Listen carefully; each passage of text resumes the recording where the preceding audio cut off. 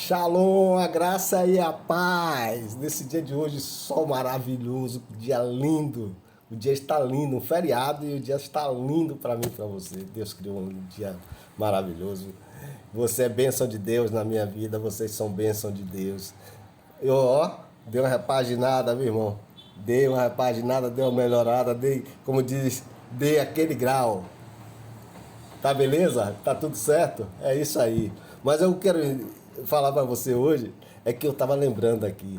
Eu tava me lembrando de uma viagem que eu fiz com minha esposa.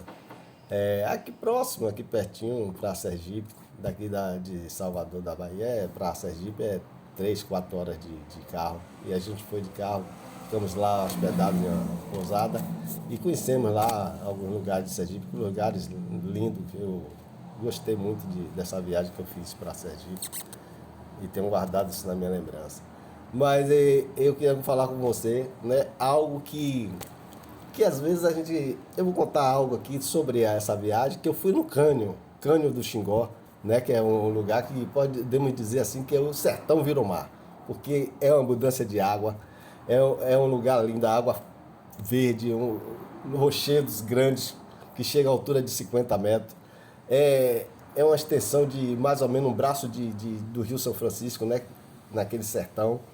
Mas está em uma distância, irmão, uma viagem de Aracaju, lá de Sergipe, de Aracaju para o Cânion do Xingó.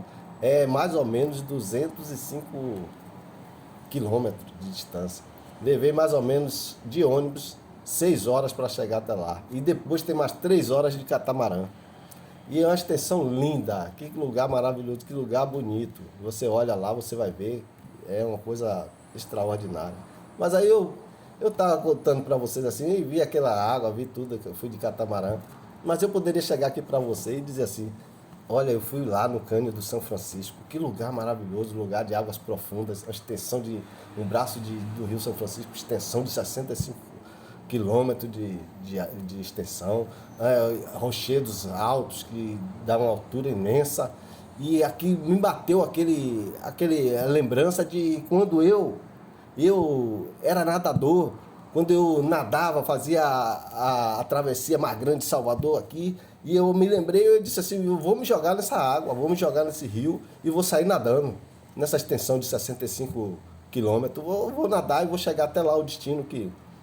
E eu poderia estar dizendo isso aqui a você, contando uma mentira que é baseada em uma verdade e distorcendo as coisas e fazendo você acreditar em uma mentira. É isso que eu quero falar com você nesse dia de hoje. O entendimento que eu tive, que Deus me deu hoje através do Espírito Santo, é que uma mentira, a maioria das vezes uma mentira, ela é criada em uma verdade. Ele pega a verdade e começa a distorcer para virar que é uma mentira, para eles fazerem acreditar que seja uma verdade. Por que eu estou te dizendo isso? Porque como eu estou dizendo a você, graças a Deus eu estou livre disso aí. Mentira, eu estou fora disso aí, porque hoje eu já conheço a verdade. Mas algumas pessoas podem pegar essa verdade que eu estou falando, dessa viagem que eu fiz, e distorcer e chegar lá na frente e contar totalmente diferente. E outras pessoas acreditarem nessa mentira, né? Mas é isso que eu quero falar com vocês nesse dia de hoje. Porque a gente tem visto tantas mentiras. Hoje as pessoas falam, não falam mais mentira, fala fake news, nome bonito, né? Fake news. Aí, com o advento das redes sociais, né? Aí criaram isso, fake news. Notícia falsa, né? Mas não deixa de ser uma mentira. O nome só fez trocar, mas o trocadilho do enganador, do tentador, daquele que engana todo mundo. Mas se você for olhar os fake news, ela vem, a maioria das vezes vem de uma verdade. Só que às vezes as pessoas maqueiam, acrescentam alguma coisa para poder dar mais popularidade, para dar mais incentivo, dar mais credibilidade na mentira, né? Que veio de uma verdade. Só que a verdade ela vai sendo distorcida de uma forma que as pessoas acabam acreditando naquela mentira. E tem alguns hoje que começam a falar, muitas pessoas falam que diz que uma mentira bem contada ela se torna uma verdade. Mas isso é outra mentira do tentador, do pai da mentira, isso para colocar no meio da sociedade, para distorcer as coisas. Uma mentira, ela vai ser mentira sempre, irmãos. Uma verdade é a verdade, mas uma mentira vai ser sempre mentira. Ela pode ser contada milhões de vezes, mas um momento a verdade vai chegar. E é isso que eu quero falar com você. Já começando, eu digo aqui em João 8, 31, 36, diz assim, ó. Olha o que diz aqui, João 8, 31, 36. Olha o que diz aqui Jesus falando. Disse, pois, Jesus aos judeus que haviam crido nele: se vós permanecerdes na minha palavra, sois verdadeiramente meus discípulos, e conhecereis a verdade, e a verdade vos libertará. Responderam-lhe: somos descendência de Abraão, e jamais somos escravos de alguém. Como dizes, tu sereis livres. Replicou-lhe Jesus: em verdade vos digo, que o que comete pecado é escravo do pecado. O escravo não fica sempre na casa, o filho sim para sempre. Se, pois, o filho vos libertar, verdadeiramente serás livre. Você vê que as pessoas, como o judeu estava dizendo aqui, que eles não eram escravos. Ele não era escravo de alguém. Ele não era escravo, achando que... E Jesus disse, se você está preso ao pecado, se você está preso à mentira, para o assunto que nós estamos falando aqui, você é escravo da mentira. Você é escravo da mentira, porque existem pessoas que cinicamente é mentiroso até chega a doer, irmãos. Tudo que fala, quando se vai ver, é uma mentira. Quando você vai ver, descobrir, aí você diz assim, misericórdia, que é isso? Mas é isso que está falando. Mas existe o pai da mentira. Em João 8, nesse mesmo capítulo, no 44 ao 45, ao que Jesus também continua falando. Vós sois do diabo, que é o vosso pai, e quereis satisfazer os desejos. Ele foi homicida desde o princípio, e jamais se firmou na verdade, porque nele não há verdade. Quando ele profere mentira, fala do que ele é próprio. Porque é mentiroso e pai da mentira. Mas porque eu digo a verdade, não me credes. Como é difícil no meio do dia de hoje, no meio da sociedade, as pessoas crerem na verdade, né? Crer na verdade. Eles preferem acreditar em uma mentira bem contada, né? A maioria das pessoas, de que crer na verdade. E é isso que Jesus estava dizendo. Vocês têm que crer em mim, eu que sou a verdade. Em João 14, do versículo 1 ao 6, Jesus vai dizer isso para os seus discípulos. Olha aqui que ele diz: não se turbe o vosso coração, credes em Deus, crede também em mim. Na casa de meu pai há muitas moradas. Se assim não fora, eu vou-lo teria dito, pois vou preparar-vos lugares. E quando eu for e vos preparar lugar, voltarei e vos receberei para mim mesmo, para que onde eu estou, estejais vós também. E vós sabeis o caminho para onde eu vou. Aí disse Tomé: Senhor, não sabemos para onde vais.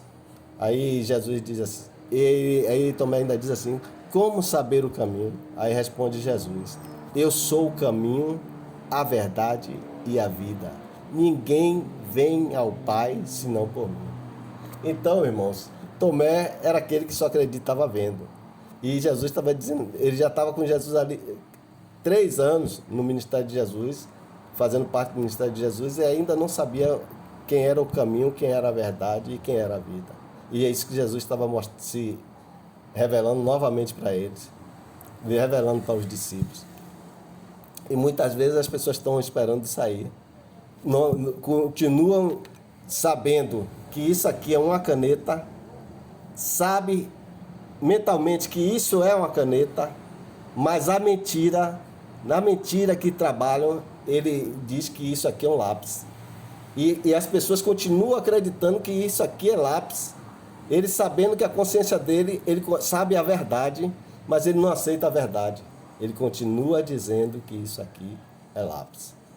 E assim a gente tem visto, porque tem muitas pessoas ainda vivendo dessa forma. Eu me lembro de uma propaganda dos anos 80, que dizia assim: as pessoas estavam cheias de caspa, existia um shampoo que chamava Denorex. Tinha nome de remédio, tinha aparência de remédio, mas não era remédio, era shampoo para tratar a caspa. Aí você vê, tem gente assim também vivendo de aparência, vivendo na mentira. Até começou na verdade, conhecendo a verdade que era Cristo. Cria em Cristo, vivia para Cristo, seguia Cristo. Hoje está bastante longe, está assim tipo Denorex, parece que é, mas não é. Pega aí a senha, viu? E está vivendo dessa forma. Professa, fala, mas não vive, não pratica. Continua dizendo que a caneta é lápis. Que continua na mente, sabendo quem é a verdade, mas continua acreditando e fazendo prevalecer a mentira. Tira a mentira da sua vida. Tira a mentira da sua vida. Começa a viver a verdade que é Cristo. Cristo é a verdade.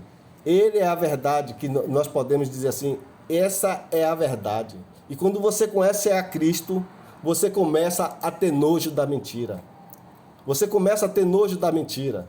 Você se repugna quando você vê ou quando você ouve mentira.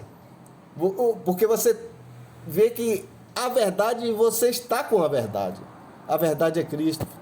E não há, só há um caminho, só há uma verdade. E só há um que pode levar à vida eterna. Por isso que Jesus estava dizendo, eu sou o caminho, a verdade e a vida. Só através desse caminho, só através dessa verdade, é que nós podemos chegar até a vida eterna que Deus nos prometeu.